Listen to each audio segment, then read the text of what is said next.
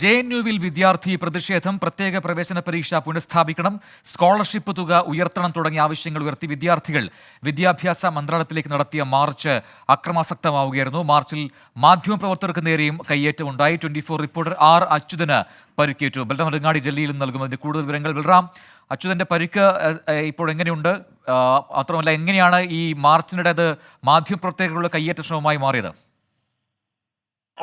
പ്രജിൻ, മാർച്ചിനിടെയല്ല ഈ സംഘർഷമുണ്ടായത്. വിദ്യാർത്ഥികൾ ക്യാമ്പസിന് പുറത്തേക്ക് മാർച്ച് കടക്കാൻ ശ്രമിച്ചതോടെ പോലീസ് റോഡിന്റെ ഇരുവശത്തും ബാരിക്കേഡുകൾ വെച്ച് വിദ്യാർത്ഥികളെ തടയുകയായിരുന്നു. തുടർന്ന് മാധ്യമപ്രവർത്തകർ ഉൾപ്പെടെയുള്ളവരോട് പോകുന്നതിനായി ക്യാമ്പസിന്റെ മറ്റൊരു ഗേറ്റിലൂടെ പുറത്തു മറുവശത്തേക്ക് പോകാൻ പോലീസ് നിർദ്ദേശിച്ചു. ഇതനുസരിച്ച് അവിടെ നിന്നും മാധ്യമപ്രവർത്തകർ JNUവിന്റെ മറ്റൊരു ഗേറ്റിലേക്ക് നീങ്ങുന്നതിനിടെ JNUവിലെ സുരക്ഷാ ഉദ്യോഗസ്ഥർ മാധ്യമപ്രവർത്തകരെ തടയുകയായിരുന്നു.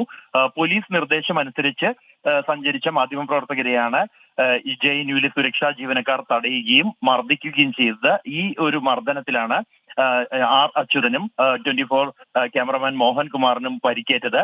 മറ്റ് നിരവധി മാധ്യമപ്രവർത്തകർക്ക് നേരെയും മർദ്ദനമുണ്ടായി. വനിതാ മാധ്യമപ്രവർത്തകർ അടക്കമുള്ളവരെ കയ്യേറ്റം ചെയ്യുന്ന നടപടിയാണ് JNUവിലെ സുരക്ഷാ ഉദ്യോഗസ്ഥരുടെ ഭാഗത്തു നിന്നുണ്ടായത്. ഇത്തരത്തിലുള്ള കയ്യേറ്റം ചിത്രീകരിക്കാൻ ശ്രമിക്കുന്നതിനിടെ മാധ്യമപ്രവർത്തകരുടെ ക്യാമറകൾ തകർക്കാൻ ശ്രമമുണ്ടായി.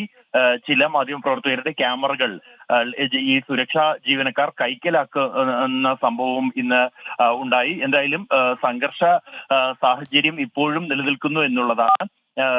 സാധാരണ രീതിയിൽ ക്രമസമാധാനം അടക്കമുള്ള വിഷയങ്ങൾ പോലീസ് ആണ് തീരുമാനമെടുക്കുക, അല്ലെങ്കിൽ പോലീസ് നിർദ്ദേശമനുസരിച്ച് നീങ്ങുമ്പോഴാണ് ഇത്തരത്തിൽ JNUവിലെ സുരക്ഷാ ജീവനക്കാരുടെ ഭാഗത്തു നിന്നും ഒരു അതിക്രമം ഉണ്ടായിരിക്കുന്നത്.